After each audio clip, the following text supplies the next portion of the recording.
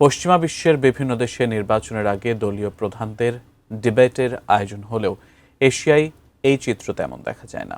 তবে এবার বাংলাদেশের জাতীয় নির্বাচনের আগে প্রতিপক্ষদের ডিবেটে বসার আমন্ত্রণ জানালেন বাংলাদেশ জামায়াতে ইসলামের আমির ডাক্তার শফিকুর রহমান। তবে কি বাংলাদেশেও হতে যাচ্ছে নির্বাচনী ডিবেট অনুষ্ঠান? বিস্তারিত জানাচ্ছেন Arif Hasan. I've been a senator. You haven't done it. And You haven't I done have it. been a And Secretary of excuse State. me. Why would you answer that because question? the question is, we have the biggest rallies, the most incredible rallies in the history of politics. That's because people want to take their country back.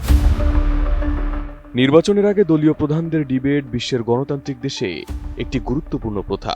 যদিও এশিয়ার অনেক দেশে এই ধরনের দৃশ্য খুব একটা দেখা যায় না।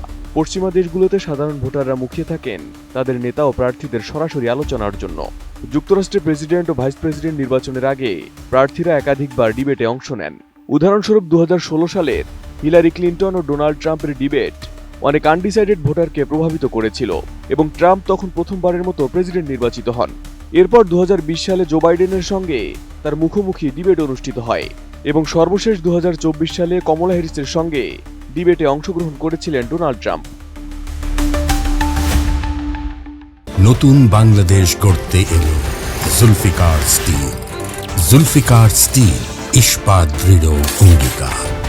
যুক্তরাজ্যে সাধারণ নির্বাচনের আগে দলের প্রধানরা লিডার্স ডিবেটে অংশ নেন, যেখানে তারা তাদের রাজনীতি, পরিকল্পনা ও দক্ষতা জনসম্মুখে উপস্থাপন করেন। এছাড়া জার্মানি, কানাডা ও অস্ট্রেলিয়াতেও নির্বাচনের আগে টেলিভিশন ডিবেট অনুষ্ঠিত হয়, যাতে প্রধান দলগুলোর নেতা জনগণের কাছে তাদের নীতি তুলে ধরতে পারেন। তবে পশ্চিমা দেশগুলোতে এই ধরনের আয়োজন প্রচলিত হলেও এশিয়ায় তা কম দেখা যায়। তবে এবার বাংলাদেশের আসন্ন ত্রয়োদশ জাতীয় সংসদ নির্বাচনের আগে প্রতিপক্ষ দলগুলোর সঙ্গে ডিবেটের ইচ্ছা প্রকাশ করেছেন বাংলাদেশ জামায়াতে ইসলামের আমির ডাক্তার শফিকুর রহমান। 2 ফেব্রুয়ারি রাতে তার অফিসিয়াল ফেসবুক পেজে তিনি লিখেছেন, আমি আমার প্রতিপক্ষদের স্বাগত জানাই। চলুন আমরা একটি মতাদর্শের লড়াই করি, দেখার জন্য কে দেশের মানুষের সেবা ভালোভাবে করতে পারে।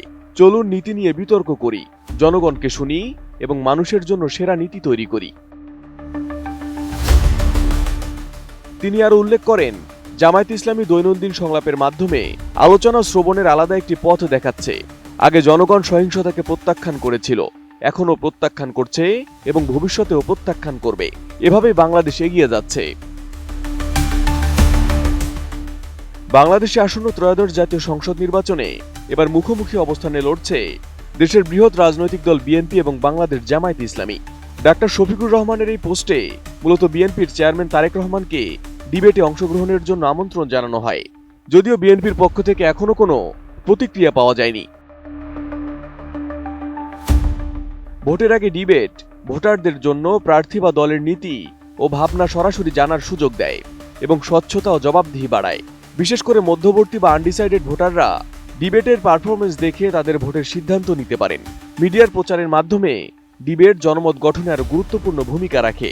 যদিও অনেক ভোটার আগেই তাদের রাজনৈতিক অবস্থান নির্ধারণ করে রাখেন, তবুও ডিবেট গণতান্ত্রিক প্রক্রিয়ার স্বচ্ছতা, ভোটার শিক্ষা এবং নির্বাচনের আগে এমন ডিবেটের আয়োজন হলে এটি বাংলাদেশের রাজনীতিতে নতুন ইতিহাস তৈরি করতে পারে। Arif Hasan, ATN news.